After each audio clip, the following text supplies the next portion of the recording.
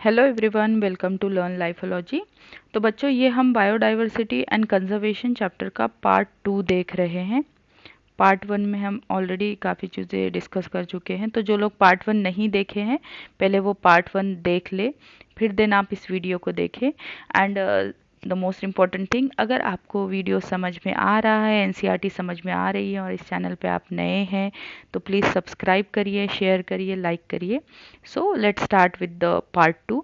तो पार्ट 1 में बेटा हमने क्या क्या देखा है, यहाँ पर हमने बायोडाइवर्सिटी के बारे में समझा था कि बायोडाइवर्सिटी क्या होती है, डाइवर्सिटी के टाइप्स के बारे में बात किया था। देन डाइवर्सिटी के टाइप्स के साथ साथ बायोडाइवर्सिटी इंडिया में, अर्थ में कुछ हमारे पास डेटा है, वो डेटा को हमको याद रखना है। आपको मैं ऑलरेडी बता चुकी हूँ कि कौन कौन से पॉइंट आपको याद रखने हैं, कौन से पॉइंट याद रखना ज़रूरी नहीं है, क्योंकि ये चैप्टर पूरा थेरोटिकल है। तो this should be very clear कि किन चीज़ों को याद रखना है। देन इंपॉर्टेंट पॉइंट था हमारा बायोडाइवर्सिटी पैटर्न्स, जिसमें हमने 2 पैटर्न समझे थे। एक था लैटिट्यूडनल ग्रेडियंट एंड दूसरा था स्पीशीज एरिया रिलेशनशिप। और उसके बाद एक जनरल सा पॉइंट जिसमें बायोडाइवर्सिटी की इम्पोर्टेंस के बारे में बताया गया था, जिसमें हमने एक बहुत ही खास चीज़ पढ़ी थी, that is rivet Popper hypothesis, जो हमको पॉल अर्लिश ने दिया था। तो फॉर दिस टॉपिक्स पहले आप प्लीज़ देख लीजिए part 1 and then only you can start this part 2। तो आपको बाकी सारी चीज़ें इजीली समझ में आ जाएगी। तो यहाँ पे हमारा फर्स्ट पॉइंट हमको जो पढ़ना है, that is loss of biodiversity. So while it is doubtful if any new species are being added through speciation into the earth's treasury of the species, there is no doubt about their continuing losses। तो यहाँ बोला गया कि क्योंकि evolution नई नई species add कर रही है, तो ऑफ कोर्स यहाँ पर लॉस भी होना ही है।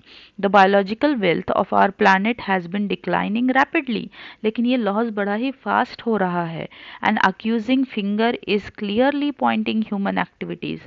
और इसके लिए रिस्पॉन्सिबल कौन है? इसके लिए रिस्पॉन्सिबल है ह्यूमन एक्टिविटीज़। द कोलोनाइजेशन, अब ह्यूमन एक्टिविटीज़ में भी आपको यहाँ एग्जाम्पल दे दिया गया है। The colonisation of tropical Pacific islands by humans is said to have led the extinction of more than 2000 species of native birds.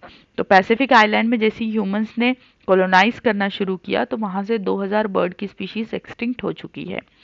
फिर से इस IUCN का नाम आ गया। बट IUCN का नाम हमने फर्स्ट पार्ट में देखा है वीडियो के। IUCN का नाम अब तक आप सबको याद हो जाना चाहिए, international union for conservation of nature and natural resources. तो होप सबको याद हो गया है। वंस अगेन हम बोल देते हैं इसको, international union for conservation of nature and natural resources. तो इन्होंने एक रेड लिस्ट दी है। इस रेड लिस्ट में उन ऑर्गेनिजम्स के बारे में बताया गया है जो एक्सटिंक्ट हो रहे हैं या बहुत they are just on the verge of extinction, इनके बारे में बात की गई है। तो documents the extinction of 784 species including 338 vertebrate की स्पीशीज, 359 इनवर्टिब्रेट्स की एंड 87 प्लांट्स की। अब ये बेटा ये फैक्ट है, इसलिए आपको ये याद रखने पड़ेंगे। अगेन फैक्ट टाइप क्वेश्चन में ये इन्फॉर्मेशन पूछी जा सकती है। In last 500 years, some examples of recent extinction क्या क्या है? एक डोडो, रिसेंट एक्सटिंक्शन में आपको डोडो जो कि मॉरिशियस में मिलता था, डोडो एक फ्लाइटलेस बर्ड भी बोला जाता है। देन दूसरा क्वैगा। क्वैगा बेटा ये जो होता है, क्वैगा एक बोल सकते हो जेब्रा जैसा दिखने वाला एनिमल है क्वैगा। इसका भी एक्सटिंक्शन हो चुका है। It was from Africa. Then thylacine, thylacine ये ऑस्ट्रेलिया में मिलता था। थाइलासाइन टाइगर जैसा दिखने वाला एक ऑर्गेनिज्म है। And then Steller sea cow, ये एक मैमल है रशिया में, स्टीलर सी काउ, इसका भी एक्सटिंक्शन हो चुका है। देन 3 सब स्पीशीज बाली, जवान, Caspian of the tiger. Tiger की 3 स्पीशीज बेटा ये नाम आपको याद रखने पड़ेंगे। ऑड वन आउट में ये क्वेश्चन आ सकता है। तो ऑड वन आउट में कौन से एक्सटिंक्ट हो चुके हैं? डोडो है, quagga, thylacine, Steller sea cow and tiger की species Bali, Javan and Caspian.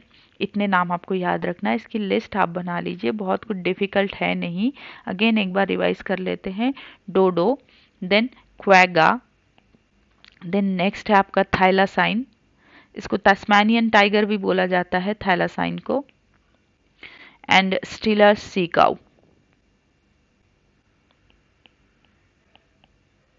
और आपको टाइगर की 3 स्पीशीज के बारे में बोला गया है, बाली, जवान एंड कैस्पियन।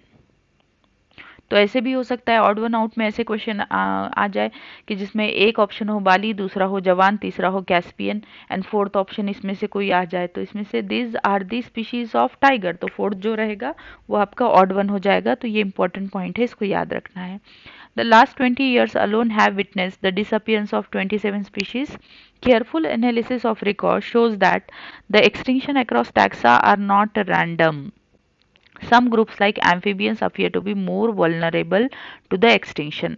यहाँ से भी बेटा क्वेश्चन बन सकता है, इंपॉर्टेंट क्वेश्चन बन सकता है कि कौन सी स्पीशीज ज़्यादा वल्नरेबल है एक्सटिंक्शन के लिए। सबसे फास्ट एक्सटिंक्शन किनका हो रहा है, तो this are amphibians. Adding to the grim scenario of extinctions in the fact that more than 15,500, यहाँ आपको बोला गया है 15,500 species worldwide are facing the threat of extinction. Presently, 12% of all bird species, 23% of all mammal species, and 32% of all amphibian species, and 31% of all gymnosperm species in the world face to the threat of extinction. तो ये ठीक है, यहाँ information दी गई है, but I don't think कि इस information से आपको डायरेक्ट क्वेश्चन आएगा। क्यों नहीं आएगा? क्योंकि ये जो इन्फॉर्मेशन है यहाँ पर, ये मतलब कंटिन्यूसली चेंज होने वाली इन्फॉर्मेशन है। तो अभी कितना थ्रेट है हमको नहीं पता, बट जो ऑलरेडी गुजर चुका है उसके बारे में we are having exact facts और फिगर्स, तो उनको हमको एग्जैक्टली याद करके चलना है। बट इसके लिए आप थोड़ा सा एक लूज अप्रोच ले सकते हो कि ठीक है ये नहीं भी याद किया तो हो जाएगा। From a study of history of life on Earth through fossil records, we learn that large-scale loss of species like the one we are currently witnessing have also happened earlier, even before humans appeared on the scene. तो ये species loss पहले से भी चल रहा था। During the long period इतना long ले लिया है 3 बिलियन ईयर्स से भी ज़्यादा, since the origin and diversification of life on the earth, there were 5 episodes of mass extinction. तो अब तक अर्थ पे 5 बार मास एक्सटिंक्शन हो चुका है। यहाँ से बेटा क्वेश्चन आ सकता है, दिस इज इम्पोर्टेंट कि अब तक अर्थ पे कितने बार मास एक्सटिंक्शन हो चुका है, 5 टाइम्स मास एक्सटिंक्शन हो चुका है। How is the 6th extinction presently in progress different from previous episodes. तो अभी जो एक्सटिंक्शन होगा वो रहेगा 6th एक्सटिंक्शन, अगर कोई मास एक्सटिंक्शन होता है तो वो 6th रहेगा। The difference in the rates, the current species extinction rate are estimated, अभी कितना रेट है हमारे पास, वो 100 to 1000 times faster than the pre human times. तो इसका रीज़न है हमारी activities. Our activities are responsible for the faster rates. Ecologist warn that if present trends continue nearly half of all the species of earth might be wiped out within next 100 years. तो next 100 years में ऐसे हो सकता है कि हमारी आधी species ख़त्म हो जाए अगर हमारी एक्टिविटीज़ पे कोई कंट्रोल नहीं किया गया। अब इसके लिए कुछ कॉजेज़ बताए गए हैं यहाँ बेटा, यहाँ से आपका जितना भी आगे का चैप्टर है इट इज़ वेरी इंपॉर्टेंट। आप बोल सकते हो कि नीट में जितना क्वेश्चन आता है इस चैप्टर से, तो 75% क्वेश्चन इसके आगे वाले पार्ट से आपका आएगा। So this is going to be very important, ध्यान से सुनिए और याद रखिए। In general loss of biodiversity in region में लेड टू, क्या क्या हो सकता है बायोडाइवर्सिटी से। पहला पॉइंट बोलाया गया है डिक्लाइन इन प्लांट प्रोडक्शन, मतलब फर्स्ट पॉइंट बोला गया है कि बायोडाइवर्सिटी लॉस से इफेक्ट आ रहा है प्रोडक्टिविटी पर। दूसरा पॉइंट आपको बोला गया है resistance to environment perturbances such as drought, and तीसरा पॉइंट बोला गया है increase variability in certain ecosystem processes. तो इफ़ यू रिमेंबर, हमने लास्ट वीडियो में स्टेबिलिटी के लिए 3 पॉइंट डिस्कस किए थे और इन्हीं 3 पॉइंट को यहाँ पर आपको उल्टा करके बता दिया गया है कि लॉस ऑफ बायोडाइवर्सिटी से क्या क्या होगा। जो चीज़ें स्टेबिलिटी होने से बनी हुई थी वो सारी की सारी यहाँ पे चली जाएगी। तो आप लास्ट वीडियो से इसको रिलेट कर सकते हो, such as plant productivity, water use and pest and disease cycles. तो ये सारे के सारे हमारे अफेक्ट होने वाले हैं। Now let's talk about the causes of biodiversity losses. तो यहाँ 4 कॉजेज की बात की गई है, 4 मेजर कॉजेज, और इन कॉजेज को बोला जाता है एविल क्वार्टेट। तो ये टर्म भी, ये फेज भी आप याद रखेंगे। इससे अगर क्वेश्चन आ जाए तो ऐसा ना हो कि आपको कॉजेज तो पता थे लेकिन एविल क्वार्टेट किसको बोलते हैं यही नहीं पता था। तो एविल क्वार्टेट ये जो वर्ड है ये एक सोब्रिके है, किसके लिए, ये कॉजेज बताने के लिए। सोब्रिके का मतलब आप जैसा निक नेम टाइप बोलते हो ना, जो हमारे निक नेम रखे हुए थे, नाम कुछ और होता है, निक नेम और कुछ रखा होता है। तो सिमिलरली ये 4 जो कॉजेज है बायोडाइवर्सिटी लॉस के, इनको 4 लॉस के कॉजेज को बोला गया है एविल क्वार्टेट। तो हमारा पहला क्वार्टेट है और क्वार्टेट में से पहला जो दिया हुआ है, first one is habitat loss and fragmentation. बेटा इससे PYQ है, प्रीवियस ईयर क्वेश्चन है, 2022 का ही क्वेश्चन है, एंड आपको डायरेक्टली कॉजेस पूछे गए थे कि कौन सा कॉज नहीं है, which of the following is not the cause, and 3 cause दिए गए थे, एक कुछ अलग चेंज करके दे दिया गया था। तो first cause is habitat loss and fragmentation. तो ऑब्वियसली अगर आप किसी का घर छीन लोगे तो उसका सर्वाइवल तो डिफिकल्ट हो ही जाएगा, वो तो एक्सटिंक्ट हो ही जाएगा। तो अब यहाँ घर छीनने से क्या मतलब है, जो नेचुरल इन्वायरमेंट है जिसमें एनिमल मिलते हैं, प्लांट मिलते हैं, अगर हम उनको डिस्ट्रॉय कर दे तो वो कहाँ रहेगा। This is the most important cause driving the animals and plants to extinction.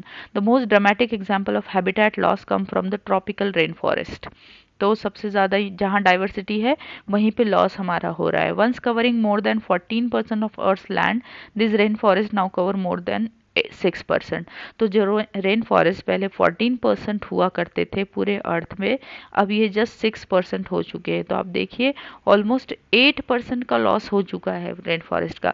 अब जब ये फॉरेस्ट चला गया 8%, तो इन फॉरेस्ट में रहने वाले प्लांट्स भी तो नहीं रहेंगे, जो जिनसे ये फॉरेस्ट बना था। यहाँ इन पर ड्वेल करने वाले एनिमल्स भी तो नहीं रहेंगे, वो भी तो एक्सटिंक्ट हो जाएंगे। They are being destroyed fast. By the time you finish reading this chapter, 1000 more hectares of rainforest would have been lost.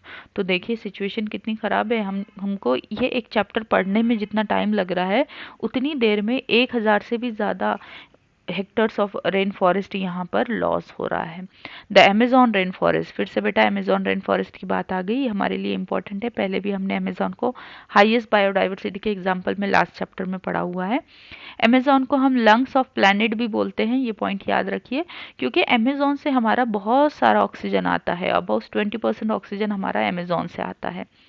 Harboring probably millions of species is being cut and cleared for cultivating. अब इस Amazon forest को क्यों cut किया जा रहा है, देखिए soya beans के लिए, और for conservation of grassland for raising beef cattle. तो हम कट किसके लिए कर रहे हैं, सोयाबीन जो हमको खाना है, बीफ कैटल जो हमको चाहिए। तो ये कैटल के बीफ के लिए और सोयाबीन के लिए हम इतनी अच्छी स्पीशीज रिच डाइवर्सिटी को ख़त्म कर रहे हैं, क्योंकि हमको लैंड क्लियर करना है वहाँ पे सोयाबीन लगाने के लिए या ग्रासलैंड बनाने के लिए। Beside total loss, degradation of many habitats by pollution also threatens the survival of many species. तो other than this हमारे पास pollution भी है जो species loss के लिए responsible है। When large habitats are broken up into small fragments, बेटा यहाँ तक habitat loss की बात की गई है। This much part of the paragraph is about habitat loss. अब यहाँ से आगे आपको बात की गई है fragmentation की, कि पूरा habitat तो नहीं गया।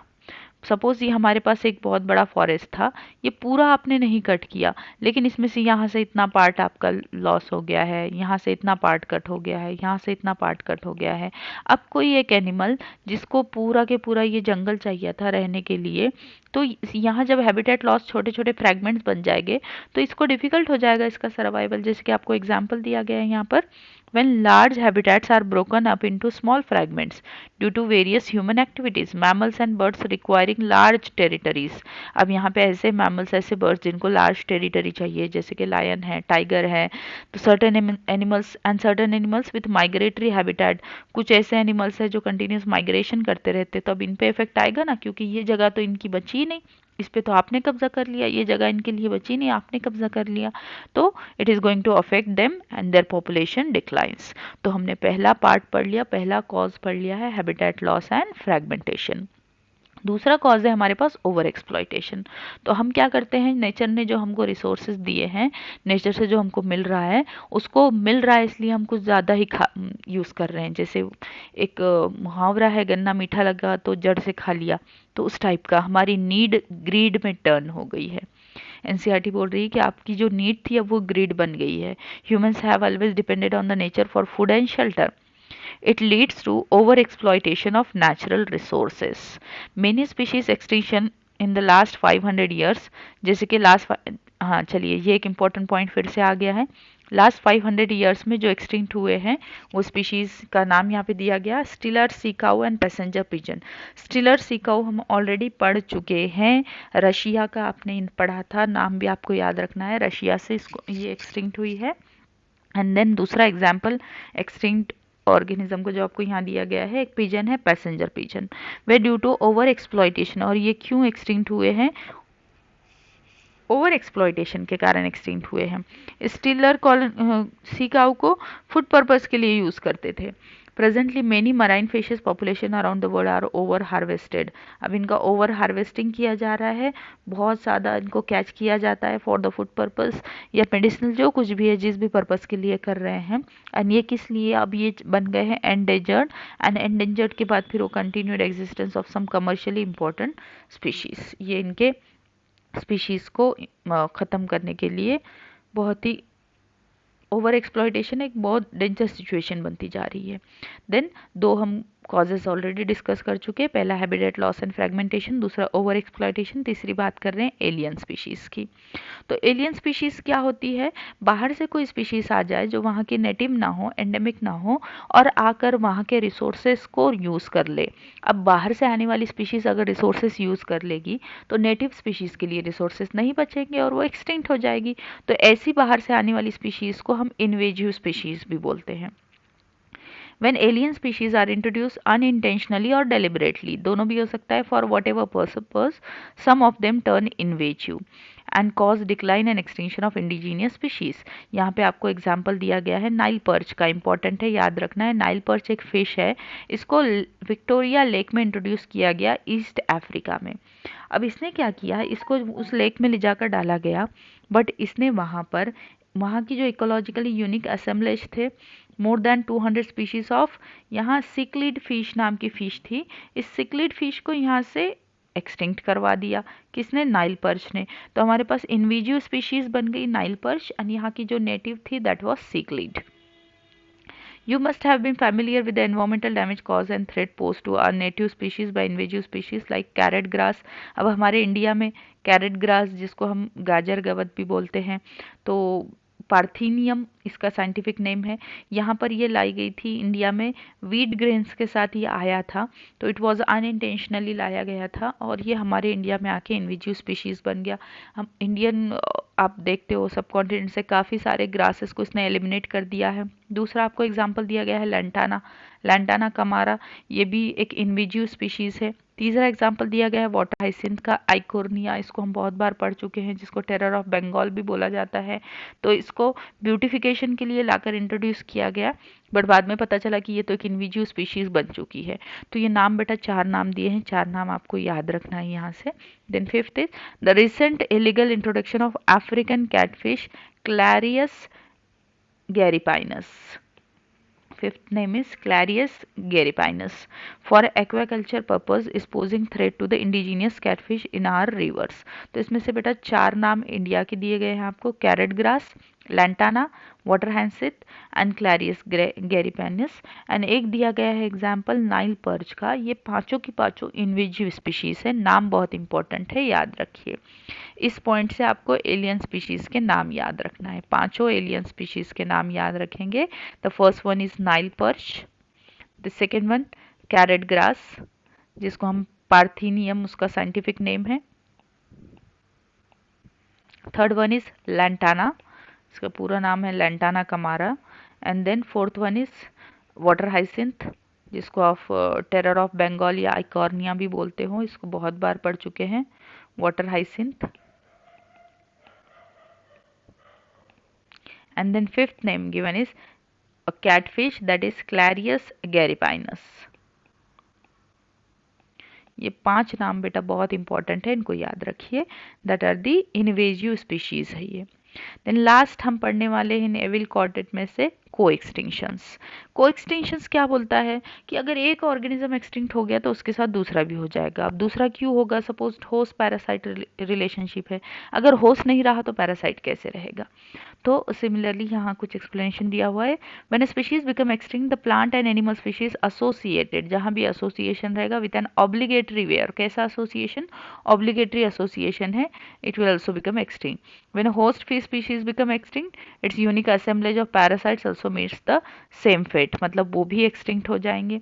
देन आपको बोला गया another example is the case of को इवॉल्व प्लांट एंड पॉलिनेटर, जो प्लांट एंड पॉलिनेटर को इवॉल्व हुए हैं, को इवोल्यूशन का पॉइंट हम ऑलरेडी पढ़ चुके हैं, तो जिनमें म्यूचुअलिज्म है, यहाँ भी एक्सटिंक्शन कैसे होगा, इनवेरिएबली एक का extension it will lead to दूसरे का extension. Okay, so these were the 4 causes of the extinction, that is 4 evil quartet. Again I am repeating this name, this word again, evil quartet आप याद रखेंगे। चलिए अब आते हैं मोस्ट इम्पॉर्टेंट पार्ट पर।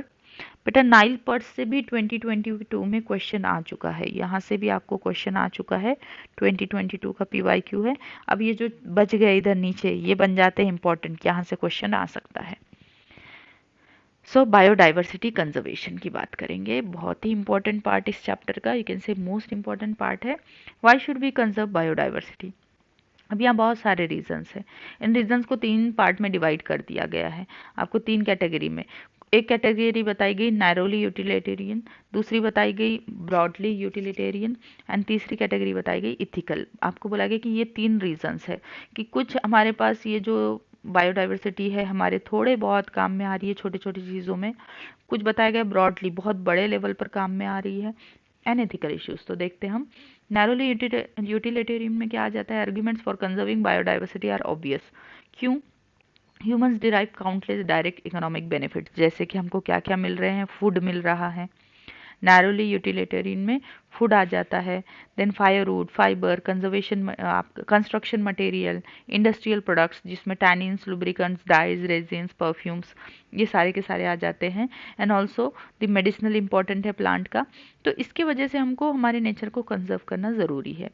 More than 25% of the drugs currently sold in the market worldwide are derived from the plants, and 25,000 species of plants contribute to the traditional medicines used by native peoples around the world.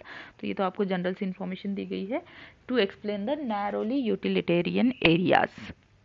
Nobody knows how many more medicinally useful plants are there in the tropical rain, क्योंकि अभी भी हमारी inventory complete हुई नहीं है, list complete हुई नहीं है, तो और भी हो सकते हैं प्लांट्स जो हमारे एक्सप्लोर करने के बाकी है। So with increasing resources put into, ये टर्म से बेटा इंपॉर्टेंट टर्म है बायो प्रोस्पेक्टिंग। जब इन प्लांट्स को हम एक्सप्लोर कर रहे हैं, इनके बारे में पता कर रहे हैं, तो इसके लिए वर्ड यूज़ किया जाता है बायो प्रोस्पेक्टिंग। इस टर्म से प्रीवियस ईयर क्वेश्चन है 2019 का, जहाँ पे इस बायो प्रोस्पेक्टिंग का मीनिंग आपको दिया गया था ना, आपको यहाँ पर टर्म पूछी गई थी। तो बायो प्रोस्पेक्टिंग क्या होता है? It is exploring molecular, genetic and species level diversity for products of economic importance. तो अगर हम किसी भी इकोनॉमिकली इंपॉर्टेंट प्रोडक्ट की बात कर रहे हैं तो इसका मॉलिकुलर लेवल पर, जेनेटिक लेवल पर, स्पीशीज लेवल पर क्या क्या डाइवर्सिटी अवेलेबल है, इसके बारे में स्टडी करने को बोला जाता है bioprospecting. Nations endowed with rich biodiversity can expect to reap enormous benefits. तो जिन नेशंस के पास बायोडाइवर्सिटी बहुत ज़्यादा है तो उनको बहुत ज़्यादा बेनिफिट भी होगा, वो बहुत ज़्यादा बेनिफिट इससे हासिल कर सकते हैं। Then broadly utilitarian. Argument says that the biodiversity plays major role in many ecosystem services that nature provides. The fast dwindling Amazon forest. अब यहाँ पे fastest dwindling Amazon forest का आपको एग्जाम्पल दिया गया है। Amazon forest जो कि हमारे लिए बहुत ही इम्पोर्टेंट है, लेकिन ये क्या हो रहा है, ये एक्सटिंक्ट यहाँ पे कम होता जा रहा है। Is estimated to produce through photosynthesis 20% of the total oxygen in the earth's atmosphere. तो अकेले अमेजॉन फॉरेस्ट से हमको 20% टोटल ऑक्सीजन मिलता है हमारे अर्थ का, एंड इसीलिए इस अमेजॉन फॉरेस्ट को क्या बोला जाता है, lungs of planet. Can we put economic value on this service by nature? तो क्या हम इतने इम्पोर्टेंट चीज़ को हटा सकते हैं नेचर से? क्या आप ये रिक्वायरमेंट फिर पूरी कर पाओगे? You can get some idea by finding out how much your neighbourhood hospital spends on a cylinder of oxygen. एक ऑक्सीजन के सिलेंडर की, वैसे ही हमको कोविड में ऑक्सीजन के सिलेंडर का इंपॉर्टेंस समझ गया है कि कितना कॉस्ट होता है, और हमारे अर्थ पे अगर इतना बड़ा ऑक्सीजन, इतना सारा 20% ऑक्सीजन अमेजॉन फॉरेस्ट से आ रहा है, एंड सिमिलरली दूसरे फॉरेस्ट से भी, तो क्या हम इनको ऐसे एक्सटिंक्शन इनका होने दे सकते हैं?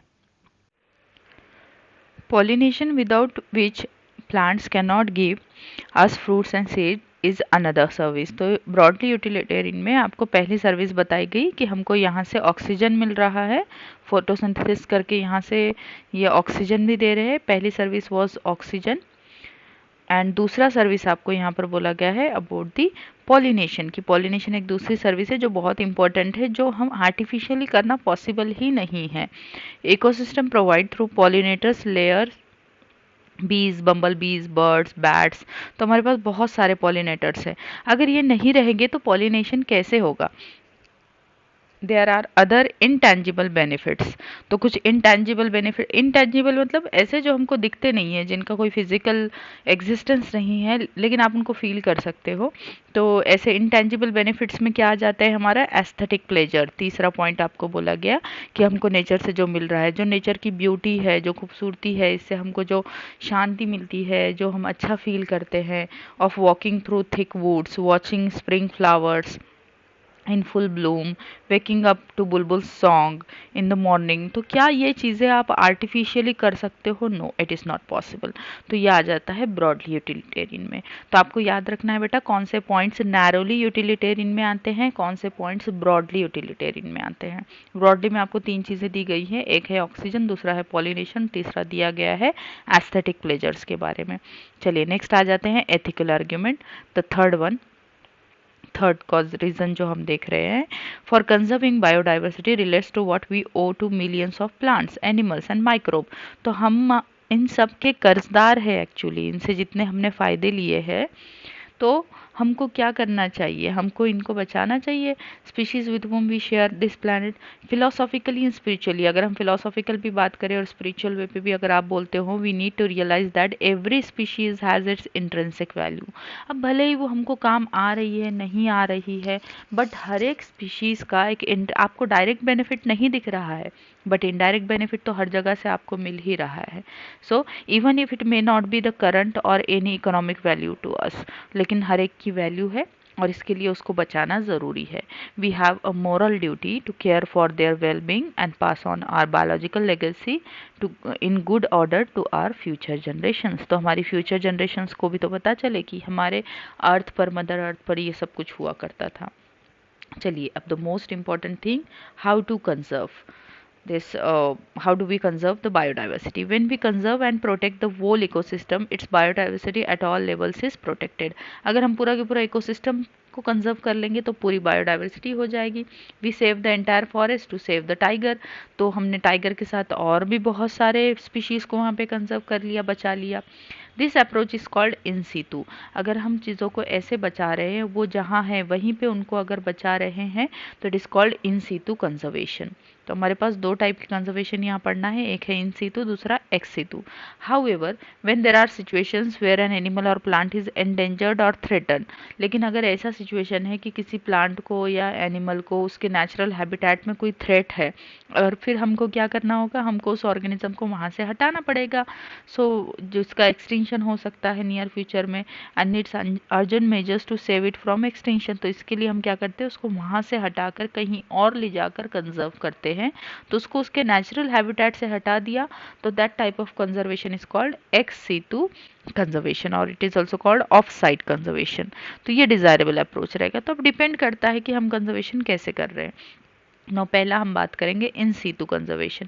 बेटा इस इन सीतू एंड एक्स सीतू से ऑलमोस्ट हर साल क्वेश्चन आया हुआ है। जैसे कि इन सीतू के मेथड्स पर आपको क्वेश्चन आया हुआ है, 19 का क्वेश्चन है, 22 में पूछा गया है, 20 में पूछा गया है, in situ ex situ 17, 18, 19, 20, 21, 22। Every year the question is asked from this in situ and ex situ. तो अब आप समझ सकते हो कितना इंपॉर्टेंट हो जाता है ये। 21 में भी क्वेश्चन है, तो ये PYQs 21, और नॉट ओनली द 21, आप 17 से स्टार्ट कर दीजिए, 18 से स्टार्ट कर दीजिए। मतलब जब से ये चीज़ें जब आपके सिलेबस में इंक्लूड की गई है, 17, 18, 20, 21, 22, हर साल यहाँ से क्वेश्चन आया हुआ है। So face with the conflict between in situ क्या कंजर्वेशन क्या होता है, face with the conflict between the development and the conservation, many nations find it unrealistic and economically not feasible to conserve all their biological wealth. Invariably, the number of species waiting to be saved from the extinction far exceeds the conservation resources available. तो हमारे पास क्या हो जाता है कि कितने conservation resources हमारे पास है, अगर उससे ज़्यादा स्पीशीज़ है जिनको कंजर्व करने की ज़रूरत है, जो एक्सटिंक्शन के वर्ज पे है, तो हम उनको अलग से कहीं ले जाकर कंजर्व करना थोड़ा सा डिफिकल्ट हो जाता है। On a global basis this problem has been address by eminent conservationist. They identified for maximum, फिर इन्होंने क्या किया, कंजर्वेशनिस्ट ने एक सॉल्यूशन हमारे लिए निकाला गया कि यहाँ पर दे आइडेंटिफाइड, इन्होंने for maximum protection certain biodiversity hotspots. तो उन्होंने बोला कि क्यों ना हम ऐसी जगह को ढूंढे जहाँ पे ऑलरेडी बहुत सारी स्पीशीज़ है और जो एक्सटिंक्ट हो रही है। तो अगर हॉटस्पॉट है, अगर हम उसको ही कंजर्व कर दे तो हम एट अ टाइम बहुत सारे एक लार्ज नंबर ऑफ स्पीशीज़ को बचा रहे हैं। Regions with very high levels of species richness and high degree of endemism, ये 2 पॉइंट इंपॉर्टेंट है बेटा। बायोडाइवर्सिटी हॉटस्पॉट, किसी भी जगह को बायोडाइवर्सिटी हॉटस्पॉट बनने के लिए 2 रिक्वायरमेंट्स है कि वहाँ पर होना चाहिए स्पीशीज रिचनेस और दूसरा वहाँ पर होना चाहिए high degree of endemism. Endemism मतलब एंडेमिक स्पीशीज का मिलना, और एंडेमिक स्पीशीज क्या होती है? ऐसी स्पीशीज जो उसी रीजन में मिलेगी, कहीं और नहीं मिलेगी। Species confined to that region and not found anywhere else, ऐसी स्पीशीज को हम एंडेमिक स्पीशीज बोलते हैं। नेचुरली कहीं और नहीं मिल रही है, अगर ले जाया गया है उसको तो that is completely different thing. Initially 25 biodiversity hotspots were identified but subsequently 9 more have been added. तो पूरे वर्ल्ड में पहले 25 बायोडाइवर्सिटी हॉटस्पॉट्स को इन कंडीशंस को ध्यान में रखते हुए डिक्लेयर किया गया था, बट बाद में और 9 मिल गए, तो टोटल हमारे पास 34 बायोडाइवर्सिटी हॉटस्पॉट है। यहाँ से फैक्ट और फिगर बेस्ड क्वेश्चन आ सकते हैं कि अभी हमारे पास कितने हॉटस्पॉट है? 30, पूरे वर्ल्ड की बात हो रही है, 34 बायोडाइवर्सिटी हॉटस्पॉट्स है। This hotspots are also regions of accelerated habitat loss, और ये क्योंकि हॉटस्पॉट है इसीलिए यहाँ पर एक्सेलरेटेड हैबिटेट लॉस भी देखने को मिला है। दिस इज इम्पोर्टेंट पॉइंट, यहाँ से भी बेटा क्वेश्चन बन सकता है, क्योंकि यहाँ पे अगर थोड़ा सा भी हैबिटेट लॉस हो रहा है तो बहुत सारी species at a time extinct बन रही है, क्योंकि ये एक रिजर्वायर है स्पीशीज के लिए। 3 ऑफ दिस हॉटस्पॉट्स, अब ये इंपॉर्टेंट है, ये आपको याद रखना है। इंडिया के बारे में बोला गया है 3 हॉटस्पॉट्स के बारे में, western Ghats and Sri Lanka. This is 1। Actually Sri Lanka जो है, अगर हम हमारे इंडिया का थोड़ा सा मैप देख लेते हैं तो ये हमारा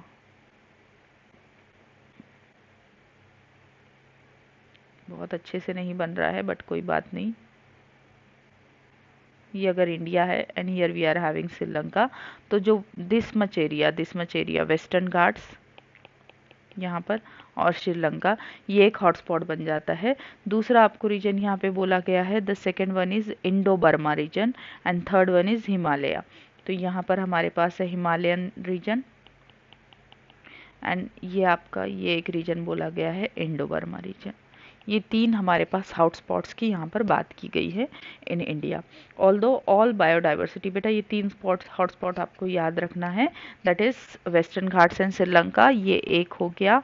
देन दूसरा आपको बोला गया इंडो बर्मा एंड तीसरा बोला गया हिमालयस। ये इंडिया के 3 हॉटस्पॉट की बात की गई है। Although all biodiversity hotspots put together cover less than 2% of earth land area. अगर हम पूरे के पूरे बायोडाइवर्सिटी हॉटस्पॉट भी देख ले तो सिर्फ 2% से भी कम एरिया कवर हो रहा है। The number of species they collectively harbour is extremely high, और इसीलिए तो उनको हॉटस्पॉट का ग्रेस मिला है कि नहीं ये हॉटस्पॉट है। And strict protection of this hotspots could reduce to ongoing mass extinction by almost 30%। तो अगर हम सिर्फ इन हॉटस्पॉट को भी बचा ले तो हम मास एक्सटिंक्शन को 30% से कम कर सकते हैं। So in India, ecologically unique and biodiversity rich regions are legally protected as biosphere reserves, national parks and sanctuaries. अभी आपको याद रखना है इंडिया में कितना कितना क्या है, क्योंकि फिर से fact figure based questions. 14 biosphere reserve है हमारे पास, 90 नेशनल पार्क्स है एंड 448 वाइल्ड लाइफ सेंचुरीज है। तो now you are lucky enough कि आपको इनके नाम नहीं याद करने हैं, आपको सिर्फ ये याद करना है कि बायोस्फीयर रिजर्व्स है 14, नेशनल पार्क्स है 90 एंड 448 वाइल्ड लाइफ सेंचुरीज है। ये सारे के सारे बेटा इन सीतू कंजर्वेशन का एग्जाम्पल है। बायोस्फीयर रिजर्व्स भी इन सीतू कंजर्वेशन में आते हैं, नेशनल पार्क्स भी एंड वाइल्ड लाइफ सेंचुरीज भी। India has also a history of religious and culture traditions that emphasize protection in nature. तो हमारा रिलीजन, हमारा कल्चर भी हमको ये सिखाता है कि हमको नेचर को बचाना है। In many culture, tracts of forest were set aside. बहुत सारे कल्चर्स ऐसे जिनमें जंगलों के कुछ हिस्से को अलग कर दिया और उनको पवित्र माना जाता है। And all the trees and wild life within were venerated and given total protection. Such sacred groves, तो ऐसे पवित्र जो झाड़ों के समूह है आप बोल सकते हो, आर फाउंड इन, कहाँ कहाँ मिल रहे हैं हमारे पास इंडिया में सैक्रेड ग्रुप्स? खासी एंड जैंतिया हिल्स इन मेघालय, ये याद रखेंगे आप। सैक्रेड ग्रुव मिल रहे, खासी एंड जैंतियल हिल्स इन मेघालय। दूसरा बोला गया अरवाली हिल्स ऑफ राजस्थान। तीसरा बोला गया western ghat region of Karnataka and Maharashtra. And चौथा आपको यहाँ पे बोला गया Surguja, Chanda and Bastar areas of Madhya Pradesh. तो देखिए कौन कौन से स्टेट आ गए हैं। पहला तो मेघालय की बात की गई है, दूसरा राजस्थान की बात की गई है, तीसरा वेस्टर्न घाट्स कर्नाटक और महाराष्ट्र में कवर किए जाते हैं, और देन फोर्थ आपको बोला गया मध्य प्रदेश के कुछ रीजन्स। तो बेटा यहाँ से भी क्वेश्चन आ सकता है, मैच द फॉलोइंग टाइप का भी क्वेश्चन आ सकता है। खासी एंड जयंतिया कहाँ है? मेघालय में। अरवाली हिल्स कहाँ है? राजस्थान। वेस्टर्न घाट कहाँ आते हैं? कर्नाटक एंड महाराष्ट्र। सरगुजा, चंदा, बस्तर रीजन कहाँ आता है? मध्य प्रदेश। तो ये इंपॉर्टेंट पॉइंट है, आप याद रखेंगे। In Meghalaya, the sacred groves are the last refuge for a large number of rare threatened plants. तो मेघालय की जो सैक्रेड पवित्र झाड़ों के जो उपवन है वो ऐसा बोला जाता है कि ये लास्ट रेफ्यूज मतलब घर है कुछ थ्रेटन प्लांट्स के लिए। चलिए अब बात करते हैं एक्स सितु कंजर्वेशन की। तो हो गया अभी in situ ex situ. In this approach threaten animals and plants are taken out from their natural habitat. यहाँ पे हम क्या करेंगे? नेचुरल हैबिटेट से निकाल लेंगे और कहीं और उनको प्रोटेक्ट करेंगे स्पेशल सेटिंग में, where they can be protected given special care. इसमें बेटा एग्जाम्पल्स आ जाते हैं। क्वेश्चन यहाँ से आता है, एक्स सितु में आते हैं जूलॉजिकल पार्क्स, देन आते हैं बोटानिकल गार्डन्स, देन आते हैं wild life safari parks. Sanctuaries नहीं है, सफारी पार्क्स है। These are many, there are many animals that have become extinct in the wild but continue to be maintained in the zoological parks. तो ऐसे बहुत सारे animals है wild में extinct हो चुके हैं लेकिन पार्क्स में अभी भी है। In recent years, ex situ conservation has advanced beyond keeping threatened species in enclosure. अभी हम और भी एडवांस हो चुके हैं। Now gametes of threatened species can be preserved in viable and fertile condition for the long periods using cryopreservation technique. तो cryopreservation भी हमारे पास ex situ conservation हो चुका है। तो यहाँ कितने एक्स सितु हो गए? Zoological park first, botanical garden second, wild life sanctuary third, fourth आपको बोला गया क्रायो प्रिजर्वेशन टेक्निक्स। इसमें eggs can be fertilized in vitro and plants can be propagated using tissue culture method. तो ये भी आपका एक सितु में ही आ जाएगा। Seeds of different generic strains have commercially important plants can be kept for long periods in seed banks. Then next आपको बोला गया है seed bank. तो seed bank also comes under ex situ. तो आपको याद रखना है कौन से इन सितु है एंड कौन से एक्स सितु है। तो it is very easy to remember actually. In situ ex situ बहुत ही इजी पार्ट है और क्योंकि यहाँ से हर साल क्वेश्चन आता है तो इतना इजी पार्ट आपको 4 मार्क्स दिलाने वाला है, 4 मार्क्स दिलाने वाला है। चलिए अब लास्ट पॉइंट पे आना है जो कि छोटा सा पॉइंट है बट बहुत इंपॉर्टेंट है। Biodiversity knows no political boundaries. तो बायोडाइवर्सिटी के लिए कोई पॉलिटिकल बाउंड्री नहीं है, कोई कंट्री की बाइंडिंग नहीं है and it's conservation is therefore a collective responsibility of all nations. The historic convention on biological diversity, now this is very important। तो बायोलॉजिकल डाइवर्सिटी पे एक हिस्टोरिक कन्वेंशन किया गया जिसको अर्थ समिट बोला जाता है। तो ये हुआ था रियो दी जेनेरियो इन 1992। रियो दी जेनेरियो कहाँ है बेटा? ये ब्राज़ील में है। तो ये अर्थ समिट कहाँ हुआ था? ब्राज़ील। अब ब्राज़ील नाम दिया नहीं है, कहीं आ गया तो आउट ऑफ सिलेबस है, ऐसा नहीं बोलना है। रियो दी जेनेरियो आपको पता होना चाहिए, it is there in the Brazil. So called upon all the nations to take appropriate measures for the conservation of biodiversity and sustainability utilisation of its benefits. तो इसमें किस पर बात की गई थी? इसमें बात की गई थी on the biodiversity and sustainable utilisation. ये 2 पॉइंट भी आप याद रखेंगे। अर्थ समिट में कौन से 2 पॉइंट पर बात की गई थी? It was for conservation of biodiversity और दूसरा पॉइंट जो था that was sustainable utilisation of its benefit. और बेटा यहाँ से प्रीवियस ईयर क्वेश्चन भी आ चुके हैं। इस अर्थ समिट से भी क्वेश्चन आया हुआ है। हिस्टोरिक कन्वेंशन यहाँ आपको ये भी पूछा गया था, convention sustainable conservation of biodiversity and sustainable utilisation, ये 2 पॉइंट से भी। चलिए सो ये हुआ है 1992 में, याद रखना है। देन 2002 में फिर से एक वर्ल्ड समिट हुआ है on sustainable development held in 2002। ये हुआ है जोहान्सबर्ग, साउथ अफ्रीका। पहला हमने 1992 में बात की रियो दी जेनेरियो ब्राज़ील एंड दूसरा जोहान्सबर्ग साउथ अफ्रीका। इसमें अबाउट 190 कंट्रीज़ ने प्लेज लिया था कि एक कमिटमेंट उन्होंने किया था कि यहाँ पे 2010 से पहले वो सिग्निफिकेंट रिडक्शन अचीव कर लेंगे in the current rate of biodiversity loss of global regional and local levels. तो इस पे सारी कंट्रीज़ ने मिलकर एक प्लेज लिया था, एक कसम खाई थी कि हम अपने लेवल पर जो भी हो सकता है वो सारे काम करेंगे to reduce this biodiversity loss. So this was all about the chapter biodiversity and conservation.